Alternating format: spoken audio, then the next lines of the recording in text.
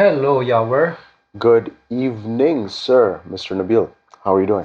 I am doing well. Welcome to another episode of the Cambrian Explosion.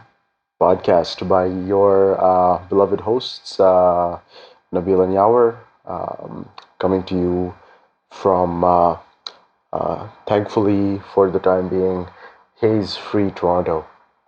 Oh, I mean, Yeah, yeah, yeah, the haze been has been a killer. yeah, I yeah, mean, it's been such a killer that there have been people like extraterrestrials who have been flying around here and they yeah, have yeah, had accidents and they have like yeah. fallen on the ground or something. Apparently so. Apparently, and we've got some interesting stories about that for you today.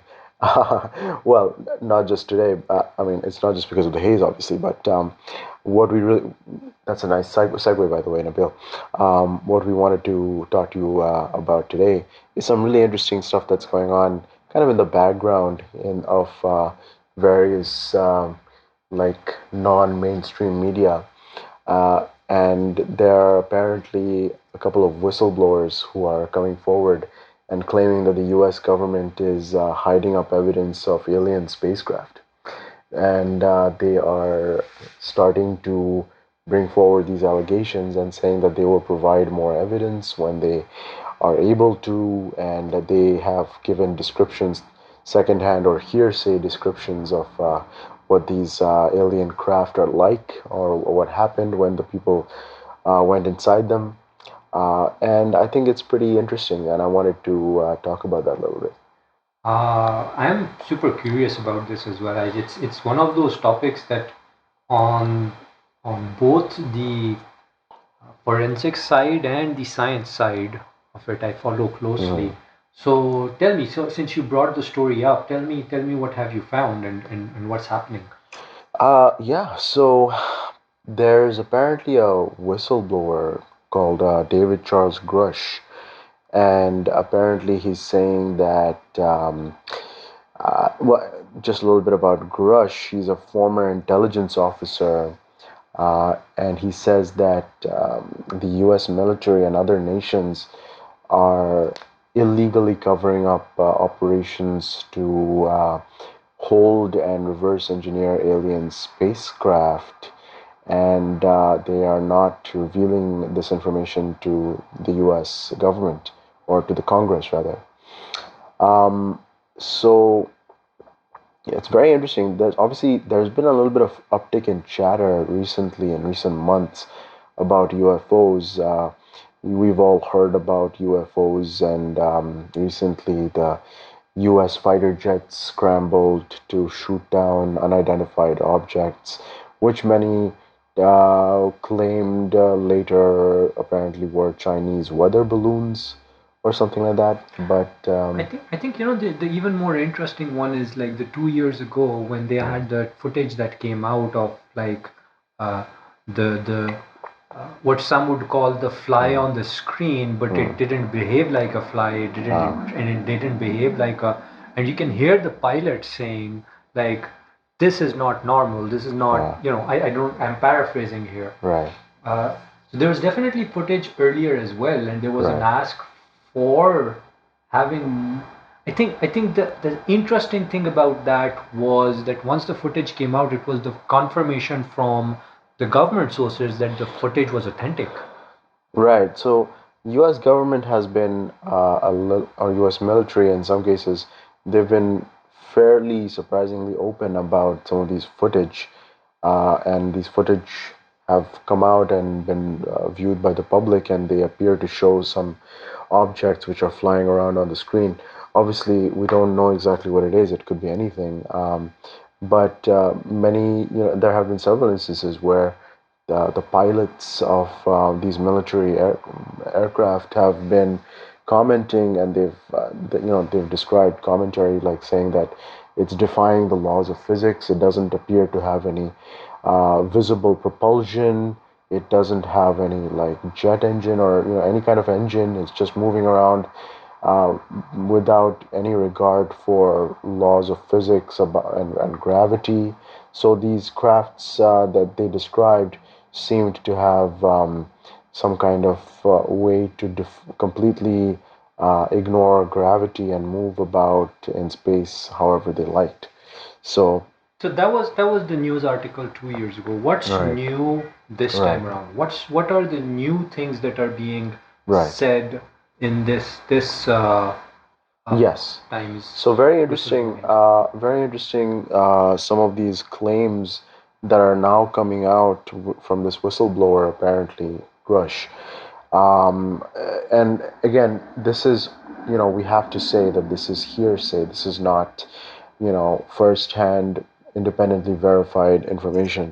This is all hearsay. But it's really interesting to think about, and because we'll get to the some more theoretical science, physics, theoretical physics aspects of it later. But it's interesting to think about it in those terms as well, because apparently some of these crafts had very interesting properties. One of the craft had the property that one of the investigators who went inside the craft became dizzy and nauseous when he went inside, because it seemed to be larger on the inside than it was on the outside. Now you might be thinking about Doctor Who and TARDIS. That's granted, I'll give you that. But and apparently also when they were inside, only a few minutes had passed inside the craft, but when they came out of the craft again, apparently there had several hours had passed outside of the craft. Mhm. So even while apparently the craft was at rest, it was activated in such a way that it was distorting space-time. That's very very interesting. Now, are you familiar with Bob Lazar? So I think you mentioned Bob Lazar earlier, and I think let's see if we have an article about Lazar. He's an earlier example of a whistleblower who had come out and made some allegations Yeah. that were similar, right? Yeah. So Bob Lazar's story, there's a fantastic podcast episode of Joe Rogan and Bob Lazar talking. I'd highly recommend it. Okay, okay, Um, so Bob Lazar's story is this: that he was hired, he says, by the U.S. I believe the Air Forces, but right, I'm not sure which of the services hired him. okay, He was hired, uh, and he was taken to. His claim is that he was taken to Area 51, okay, and he was asked to reverse engineer. And he says that he has actually seen the spaceships hmm, himself, and uh, he's did an interview in 1989, hmm, a TV interview where he came out with a lot of these claims. Since then, he has been talking about this and tracking this particular aspect of things. Um, and absolutely, the Rogan interview is fascinating to watch. I'm very much paraphrasing because hmm, I cannot capture a 3 hour interview in right, 5 minutes. sure, So it's absolutely fascinating to watch, and I bring Bob Lazar in because just like there being footage before, there has been a whistleblower. yes. There have been Crush is not new. He's not the first. Yeah, That's he's Bob not. He's Lazar. not. And I think that the very interesting thing though is that there are people who are associated with Crush, Right. such as the lawyer Daniel Sheehan, yeah. Daniel Chiang, who have a history of whistleblowing or being part of Right. stories which were actually very important, like the Pentagon Papers, I right? believe so. Let me just verify very quickly here. Um, he's a fairly distinguished attorney, obviously. But in regards to his career, he's participated in numerous, and I'm quoting from the Wikipedia article on Sheehan, numerous legal cases of public interest, including the Pentagon Papers case, the Watergate break-in case, the case, Greensboro massacre, and many others. He's clearly a lawyer who has taken part in many cases which have involved conspiracies and things being hidden from the public, and he's become a little bit famous for these kinds of cases. But I think this also brings into light something slightly different, which is him being involved isn't doesn't mean that it is fact, but Yeah, rather it is investigation. sure. Because he gets involved at the investigation side. He's an attorney. His Mm, job is to help the investigation, mm. uncover the evidence and present the evidence to legally prove things, right? So Sheehan, he is um, apparently not legally representing anybody, but he is consulting Hmm. for these whistleblowers who are coming forward. I believe the article that I'm looking at right now, and we'll link to these articles later. But it this is seems to be talking about. Okay, let me actually quote from the article. Sheehan has been helping bring whistleblowers like Rush to Congress in an attempt to expose what he believes is a government cover-up of encounters with extraterrestrials. So he has been helping them and consulting with them, but it hasn't come to a point where he is legally working on a legal case. So the reason I bring this up is Hmm. because, as you mentioned, until there's evidence, this is all hearsay. Yes, absolutely. And him being involved, while it adds credibility, Yes. it also shows us that this is still at an investigation stage. This is not proof of, oh, This is aliens. still digging. People are Yeah, still digging in it. this is still digging. Uh, Um, I, th- I, and I think it would be interesting to see like what's yeah. happening in other countries. Yeah, absolutely. I mean, U.S. is obviously not the only country in the world, and if people are seeing or trying to cover up UFOs in the U.S., then we can assume that similar things are going on in other places in the world. So obviously, China it comes to mind as a world major superpower, and they have been for a long time now. Yeah. And so, what is the situation like in China for comparison? So we have this article, this interesting recap from the South China Morning Post, which is talking about how China, Beijing is using military AI to track occurrences of UFOs. It's to the Chinese military, obviously, and to many militaries, every military around the world. UFOs are a national security issue. It's a concern if you have unidentified objects flying around in your supposedly secure airspace. So you need to track all of these objects, and so they are. But according to this article that we're looking at, they have never officially confirmed any of these sightings, except for one case in, I believe it was 1998, which was officially confirmed as an unidentified flying object. But uh, the Chinese government seems to be kind of unofficially following along, like many other governments, and trying to. But they've been pretty tight-lipped, just like everybody else, on the reality of the situation. And I think that when there was also some images and footage from when the Americans went to Iraq. Right. They had seen some very interesting object. There's also whistleblower um, testimony of around those objects as well that they saw in the Middle East when the Americans were over there. So I mean, the reason I bring this up is because on a credibility side, this starts building credibility, or even on the circumstantial side of things. Mm, Having other countries also report these things. We're not saying they're aliens. We're saying other countries are also reporting some kind of UFO activity, and yeah. something is happening. Several countries have reported these activities. Several countries Yeah. they're seen in different places. Um, I do want to bring that back to this is more of a forensic view, right? Let's Mm. talk about it from a scientific view. Yeah, absolutely. I'm very interested to explore that a little bit more. Uh, I've personally found it very interesting that, and obviously, this, again, I'm not saying that this is proof of anything. This could very well be a very elaborate hoax. In the end, we don't know. But the fact that the craft was reported to be distorting space-time in such a way that it was bigger on the inside, and also time passed slowly on the inside and faster on the outside. That seems to be exactly the kind of craft that you would need to be able to make interstellar journeys with a this with a crew.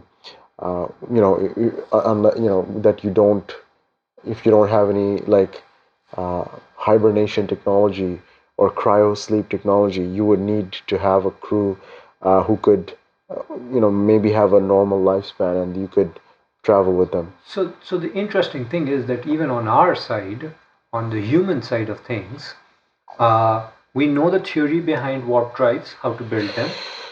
Well, the theory, yes, warping space-time to cross over, or to rather bring together two points in space which are Yes. far, far apart, Yes. and bring them together. Now, if you check it up, and this is something I'm not current on, but this is something to be checked up.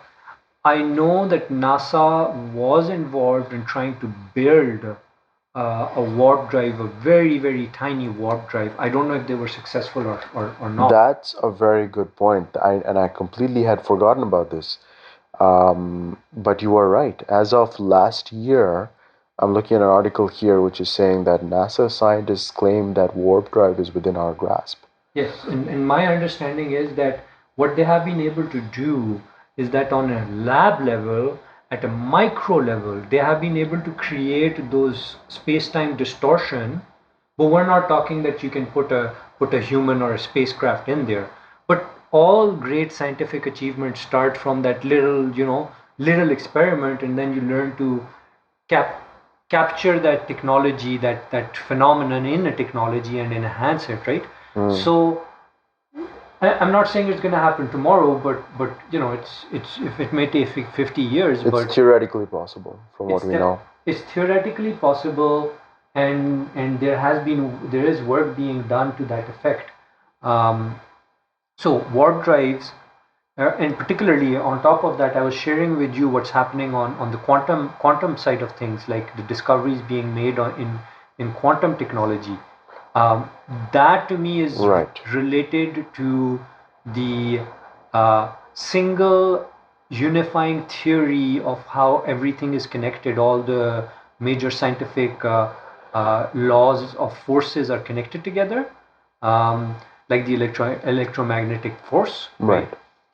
Right. And to me, when you harness those kind of physics, you're able to then create technologies out of that. Right. And Right. this is the kind of stuff that would happen out of it. So Right. Right. Right. so I think that when you talk that it's an interesting technology, not Theoretical it's physics right now. absolutely theoretically possible to have that time dilution Right. as well as space distortion, so that you I feel. mean, that's not theoretical right now. I mean, we know for a fact that this is what happens uh, in the event horizon of a black hole. Yeah, so Yeah. there you go. Yeah. So this is the physics are there. Yes. We haven't harnessed the technology, Yes. Exactly. but somebody else could have. Well, Exactly. And there's a lot of sci-fi out there which talks about alien technology which harnesses the power of black holes, wormholes. Yes. This kind of sci-fi is well known. You have the Matthew McConaughey movie Interstellar, which talks about exactly this, right? Not to spoil it for anybody. Spoiler alert. Sorry about that. But yeah, not necessarily spoiler alert. I guess it was pretty well known. Also, you didn't give too much. Yeah, not really. Well, sorry, I spoiled the fact that Matthew McConaughey is in the movie. Sorry about that. So you'll enjoy it. You'll enjoy it if you haven't That's a seen it great yet. movie. Yeah. My dad doesn't watch sci-fi movies. I made him watch Interstellar. He really liked it. Oh, really? Yeah, Wow, yeah, that's yeah. amazing. Yeah. That's interesting.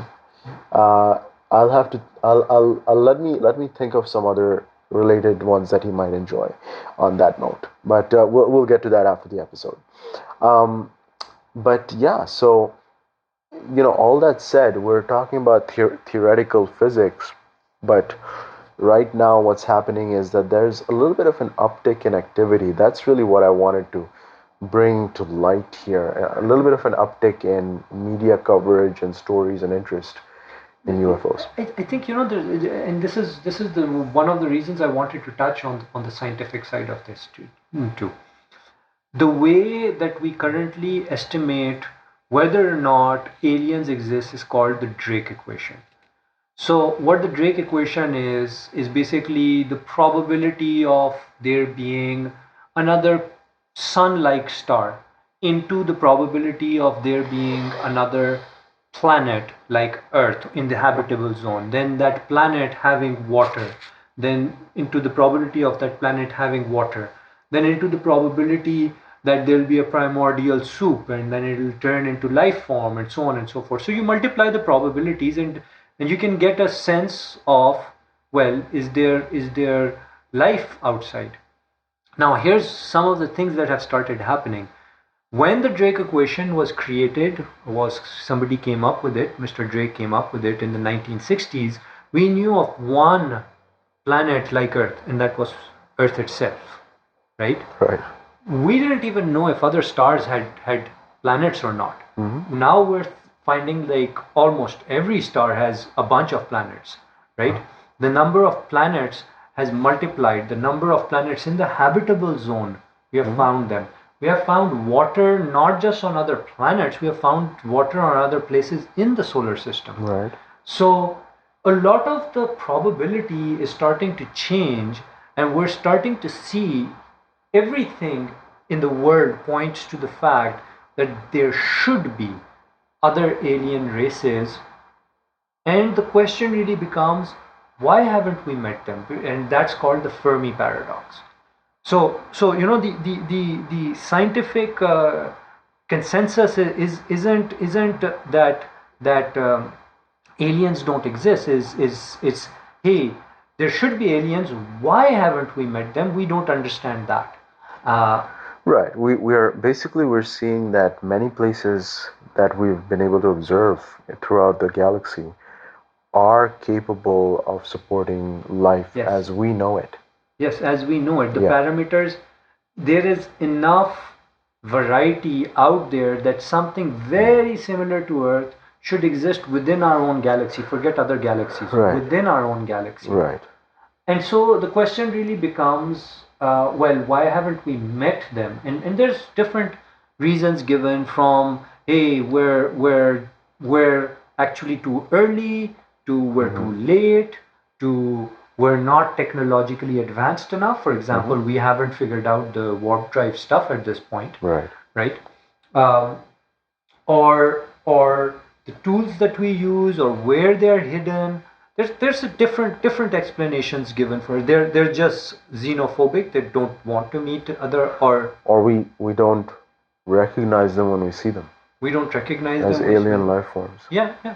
It could be We don't know what life looks like outside of our definition of life. outside. And this is so fascinating because we don't know what life looks like inside of the definition of life. True, we, true.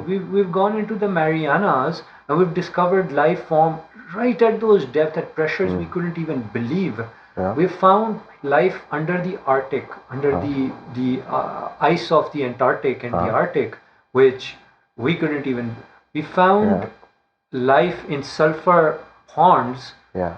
or in the depth of the Atlantic, which is using breathing systems that we cannot even imagine, like using sulfur-based breathing, Right. or so they're using sulfur dioxide Right. instead of Yeah. to breathe. Right. Right. We found bacteria which rides on top of another cycle and is able to breathe anaerobically without oxygen. It produce in short durations. Right. That can survive extreme weather, extreme conditions. Yeah. Yeah. So we don't know what life looks like outside. We tend to end up having the imagination of coming Right. back to making it look exactly like us, but with an extra eye or an extra antenna, or Or green. Or make them green. or making them green. Yeah, Yeah. I don't know why it's always green or gray. Yeah, yeah. No. That's a very interesting question. Why the fascination with the color green Yeah, for yeah, aliens? yeah. Did you ever watch that movie Attack from Mars or Attack on Mars? Mars Attacks. Mars Attack. Mars Attacks. That was hilarious. That was amazing. Pierce Brosnan. Yeah, I remember Pierce Brosnan. I think Heather Graham was in it.